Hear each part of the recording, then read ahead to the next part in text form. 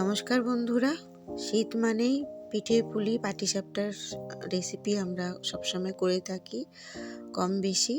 তো আজকে আমি পাটিসাপটার রেসিপি নিয়ে এসেছি। আর সেটার জন্য আমি প্রথমেই বাজার থেকে কেনা চালের গুঁড়ো 1 বাটি দিয়ে দিলাম, হাফ বাটি সুজি আর টেবিল চামচের 2 চামচ গুঁড়ো দুধ আর হাফ কাপ চিনি, অল্প একটু নুন দিয়ে দিলাম। আর সব উপকরণটা আমি শুকনো উপকরণটা আগে একটু মিলিয়ে নিলাম। এবার অল্প অল্প করে আমি প্রথমে হাফ কাপ মতন জল নিয়েছি। আর জলটা একটুখানি গরম আছে, আমি জল দিয়ে মাখছি, অল্প অল্প করে জল নিয়ে। আর আপনারা কিন্তু জলের বদলে একটু দুধ দিয়েও এটা মাখা যাবে। তো জলটা একেবারে ঢালা যাবে না, অল্প অল্প করে লাগবে। আমার আরও হাফ কাপ মতন জল লেগেছিল।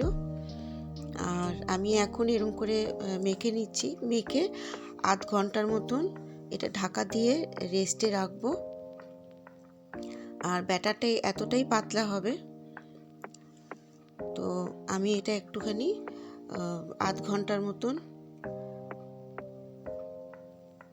একটু পাতলা করে নিলাম। যদি মনে হয় তখন আর একটুখানি জল দিয়ে সেটাকে আমি পরে দেখে নেব। আর এখন আমি আধ ঘন্টার মতন এটা ঢাকা দিয়ে রেখে দিলাম। এইবার আমি একটুখানি পুরটা বানিয়ে নেব।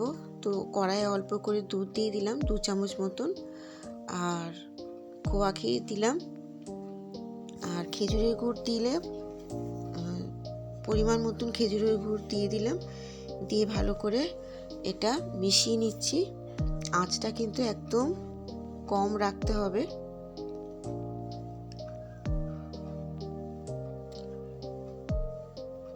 এটা নাড়তে নাড়তেই কিন্তু আমার দেখুন হয়ে গেছে। একদম আঁচটা কম রাখতে হবে, আর না হলেই কিন্তু পুড়ে যাবে। আমার পাক দেওয়া হয়ে গেছে খোয়া ক্ষীরের পুরটা।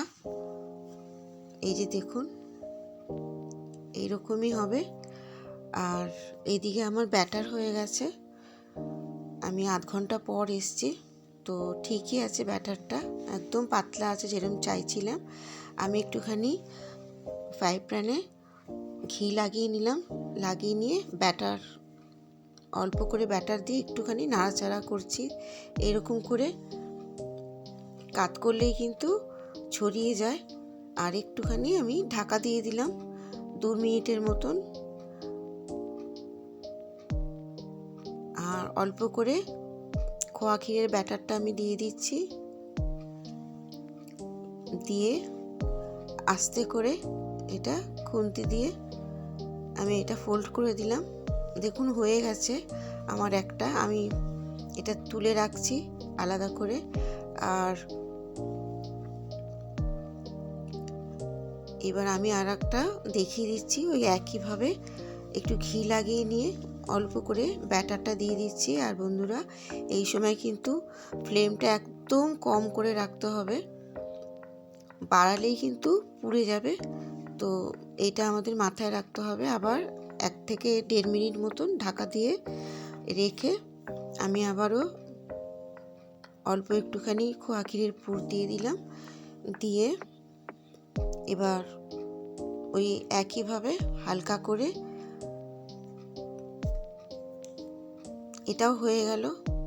একটু চিপে দিলাম হালকা করে, তারপর আমার একে একে সব কটা হয়ে গেল। তো এই যে দেখুন, আর খুব নরম হয়েছে, শক্ত হয়নি। অনেকের তলায় লেগে যায়। তো আমার একদম যেভাবে আমি দেখিয়েছি সেইভাবেই আপনারা করবেন। আর এই যে দেখুন কত নরম হয়েছে, শক্ত হয়ে যায় অনেকে বলে। তো আমার এই রেসিপি আপনাদের কেমন লাগলো লিখে জানাবেন।